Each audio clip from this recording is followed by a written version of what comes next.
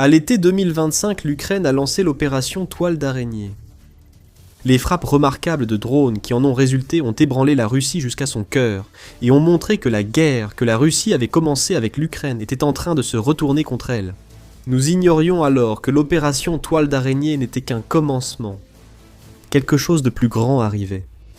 En fait, cela s'est produit à la fois avant et après l'opération Toile d'araignée. Mais l'Ukraine a tout gardé secret. L'Ukraine a lancé une opération top secrète, une Toile d'araignée 2.0, qui a laissé l'équipement russe brûler partout en Ukraine, alors que la fureur des machines ukrainiennes frappait fort.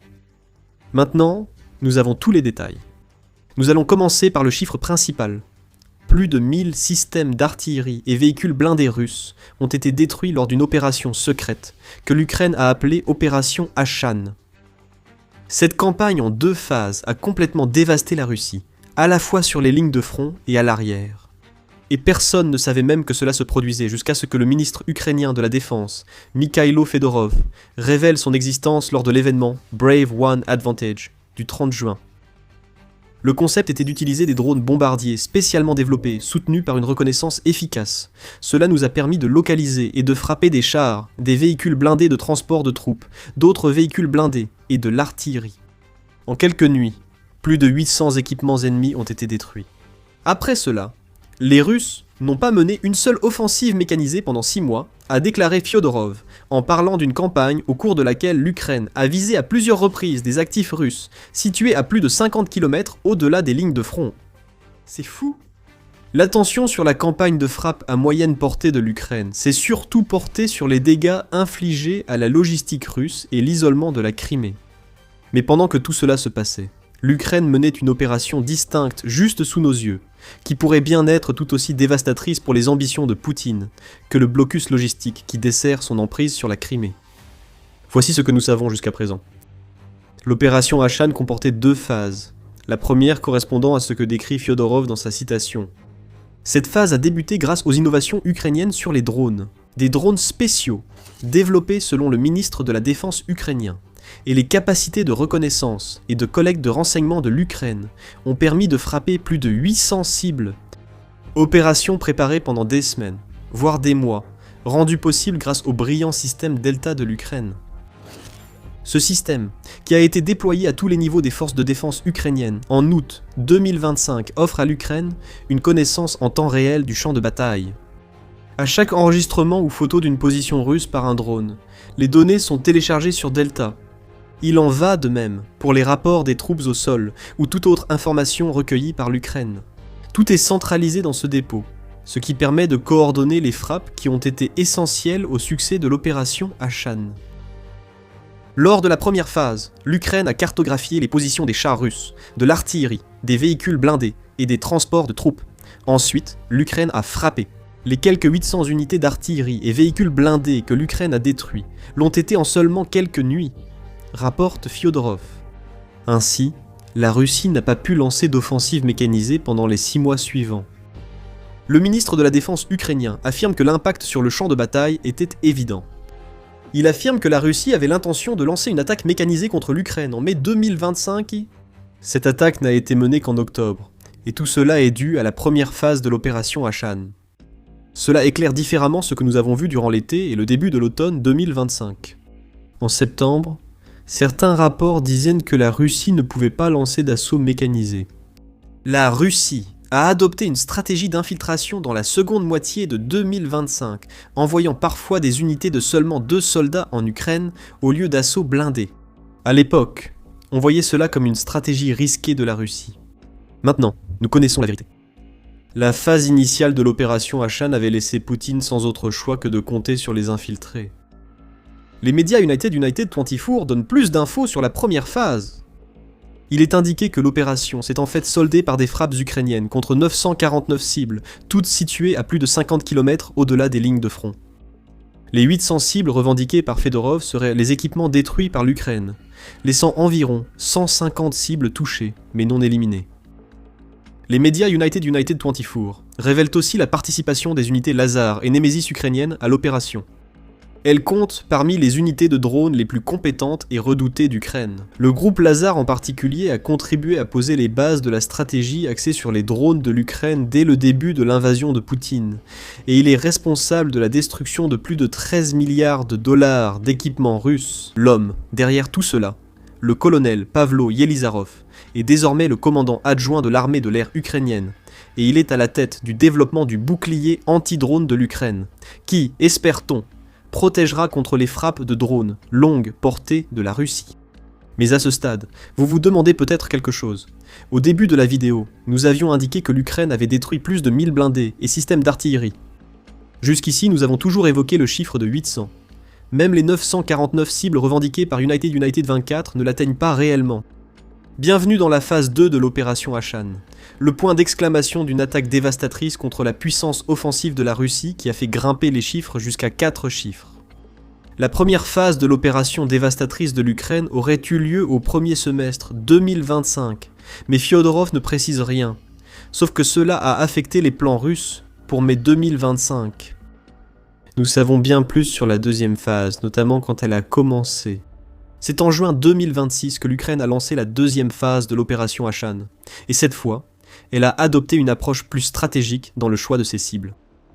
Les médias United 24 indiquent que l'Ukraine a axé la deuxième phase sur l'artillerie et attaqué dans 4 régions clés, toutes confrontées aux avancées russes. Ces régions étaient Donetsk, Kherson, Starobilske et Zaporizhia, et toutes les positions russes dans ces régions ont subi un déluge de drones ukrainiens dont le seul objectif était de détruire le plus d'artillerie possible. Ils ont réussi. À la fin de la deuxième phase de l'opération Ashan, l'Ukraine avait frappé 231 cibles supplémentaires et confirmé la destruction de 171 d'entre elles. Une combinaison de communications russes interceptées et d'images de contrôle objectives qui ont inévitablement été téléchargées sur Delta a confirmé le résultat. Et dès le premier jour de la deuxième phase, l'impact se faisait déjà sentir. L'activité russe dans plusieurs régions du front a chuté de 30 à 81% selon l'endroit où l'Ukraine mesurait. À la fin de l'opération Ashan, l'Ukraine avait officiellement frappé 1180 cibles dont la plupart avaient été détruites, ajoute le média United 24. Une grande partie de ce que l'Ukraine a fait pour se défendre contre la Russie a été impressionnante. Cependant, l'opération Ashan doit figurer parmi les opérations les plus impressionnantes que l'Ukraine ait lancées jusqu'à présent, et elle se place aux côtés des opérations Toile d'araignée, en termes de coordination et de qualité de commandement nécessaires pour la mener à bien. Toile d'araignée est sans doute la plus médiatisée, car elle montrait l'Ukraine infiltrant des drones en Russie pour détruire des bombardiers stratégiques clés.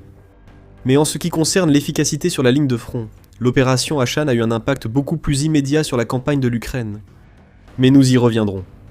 Il reste un aspect de l'opération Ashan à évoquer. Selon Fyodorov, la deuxième phase de l'opération a vu l'Ukraine déployer un nouveau type de drone conçu spécifiquement pour détruire les canons d'artillerie russes. C'est selon un rapport du 17 juin de United 24 Media qui cite Fyodorov. Le ministre de la Défense ukrainien a donné peu d'informations sur ce nouveau drone, soulignant que neutraliser l'artillerie russe avec des drones classiques reste très difficile et souvent insuffisant pour l'Ukraine. L'artillerie endommagée de cette manière peut souvent être réparée, affirme Fyodorov, ce qui rend les avantages de ces frappes de drones temporaires.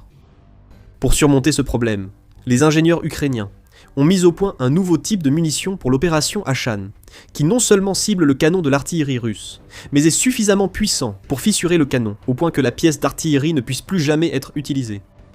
Un obus spécial a été développé, et après seulement 2 nuits, 250 pièces d'artillerie russe ont été détruites. Fyodorov a seulement déclaré qu'il existe des confirmations vidéo pour chaque cas. En dehors de cela, on ignore presque tout du broyeur de canons ukrainiens, et c'est sûrement préférable. Moins l'Ukraine en dit sur sa nouvelle munition, plus il est probable qu'elle pourra exécuter une autre phase de l'opération Ashan à l'avenir, sans que la Russie ne puisse y faire quoi que ce soit. Voici la grande question. Pourquoi l'opération Ashan est-elle importante ? Nous répondrons à cette question dans un instant, mais d'abord, un rappel. Vous regardez l'émission Militaire. Si vous trouvez nos analyses utiles, abonnez-vous et activez la cloche de notification pour ne rien manquer de nos prochaines vidéos. Nous savons ce que l'opération Ashan n'était pas. Fyodorov dit que cette opération en 2 phases, sur plusieurs années, n'a jamais eu pour but que l'Ukraine passe à l'offensive. Il fallait au contraire stopper l'élan des offensives russes.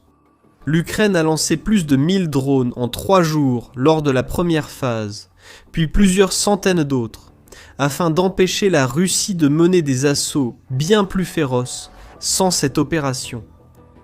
Est-ce que l'une des contre-offensives que nous avons vu l'Ukraine lancer en 2026 a été aidée par l'opération Ashan et l'affaiblissement des forces russes? Peut-être, mais ce n'était jamais l'intention. L'objectif principal était ce que nous venons de mentionner. S'assurer que la Russie ne puisse pas frapper les villes et les défenses de l'Ukraine aussi durement qu'elle le voulait. Chaque cible réduisant les tirs sur les positions et les villes ukrainiennes. L'armée ukrainienne affirme, chaque opération affaiblit l'ennemi et rapproche sa perte de capacité à imposer ses conditions sur le champ de bataille. En d'autres termes, il s'agissait de la survie pendant les 2 phases. La Russie ne ralentit certainement pas ses assauts terrestres, même après la 2e phase de l'opération Ashan. Selon la Pravda du 1er juillet, la Russie et l'Ukraine se sont affrontés lors de 256 combats sur tout le front, en 24 heures. Les combats les plus intenses ont eu lieu dans les secteurs de Pokrovsk et de Sloviansk, tous deux situés dans la région de Donetsk que l'Ukraine a ciblée lors de la 2e phase. Le nombre élevé d'affrontements révèle le véritable objectif de l'opération Ashan. Poutine donnerait l'ordre de toutes ces attaques quoi qu'il arrive, peu importe si ses soldats disposent de blindés et d'artillerie ou non. Mais pour l'Ukraine, cela change tout en raison de la stratégie terrestre russe. L'artillerie est centrale dans la stratégie de guerre de la Russie. Beaucoup de choses ont été dites sur les attaques incessantes de missiles et de drones que la Russie peut mener contre l'Ukraine. Mais lorsqu'il s'agit pour la Russie de réaliser de véritables avancées sur le terrain, l'artillerie est essentielle. La Russie emploie aussi l'artillerie différemment des forces occidentales, selon l'Institut royal des services unis. Les armées occidentales emploient l'artillerie pour soutenir leurs manœuvres, tandis que les forces russes manœuvrent pour bombarder les défenses avec l'artillerie. Cette différence d'approche est essentielle pour que l'Ukraine y fasse face. Pour la Russie, l'artillerie est la principale puissance de feu lors des combats rapprochés pour contrôler le territoire. Les forces armées russes s'organisent autour d'unités d'artillerie déployées pour maintenir un feu constant sur les défenses ukrainiennes. Ces unités d'artillerie vont en première ligne pour fournir leur puissance de feu lors des assauts, puis se retirent vers une zone supposée sûre. L'Ukraine le sait. Les 2 phases de l'opération Ashan visaient à contrer cette approche russe. Lorsque l'armée ukrainienne parle d'absorber moins de tirs de l'artillerie russe, cela a été rendu possible par la destruction massive de cette artillerie pendant l'opération Ashan. Pour la Russie, cela signifie que les assauts ne suivent pas la formation de son armée. L'artillerie ne peut pas être utilisée pour fournir des tirs soutenus, parce qu'elle n'existe tout simplement plus pour être déplacée en position. Les unités d'assaut attaquent alors des défenses ukrainiennes bien plus solides et mortelles à cause des essaims de drones. Rappelez-vous, l'Ukraine a aussi neutralisé des centaines de blindés grâce à son opération brillante. Les forces d'assaut russes se retrouvent sans protection et doivent attaquer sans appui d'artillerie, censé affaiblir les défenses ukrainiennes avant leur arrivée. Le résultat est inévitable. Les soldats russes meurent à une échelle qui n'aurait pas été atteinte autrement, et les défenses ukrainiennes tiennent beaucoup plus longtemps parce qu'elles n'ont pas à subir la pression que la stratégie basée sur l'artillerie russe est censée exercer.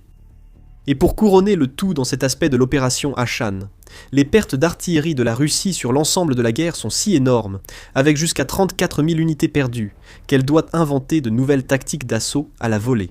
La Russie est maintenant obligée d'utiliser des drones là où elle aurait normalement utilisé de l'artillerie.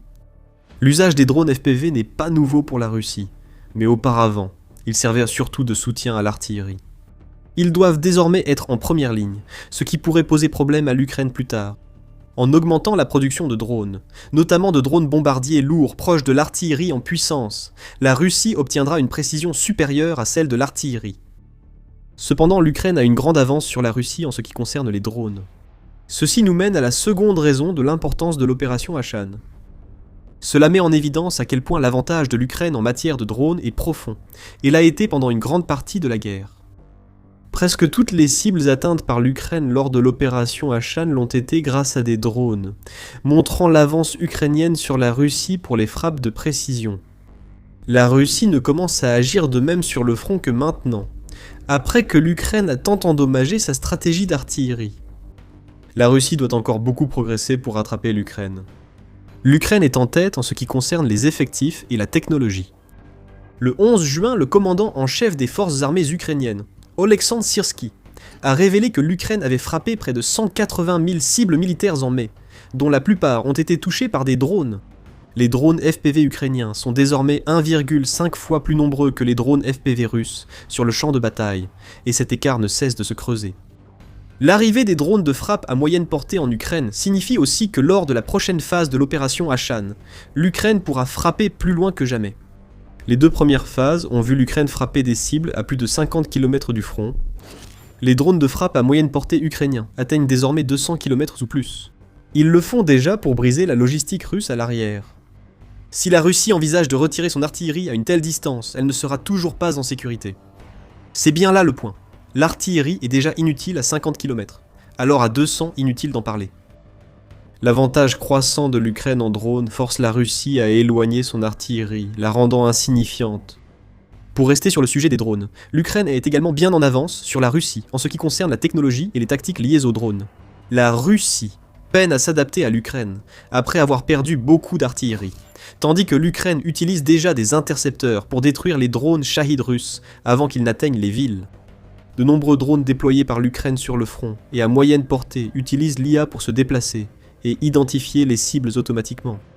Cette capacité rend inutile la navigation satellite, privant ainsi les systèmes de guerre électroniques russes de signaux à brouiller. La Russie affirme qu'elle utilise l'intelligence artificielle à des fins similaires. Les résultats ukrainiens, bien plus évidents, laissent penser que la Russie surestime ses capacités en IA face aux drones ukrainiens bien plus performants.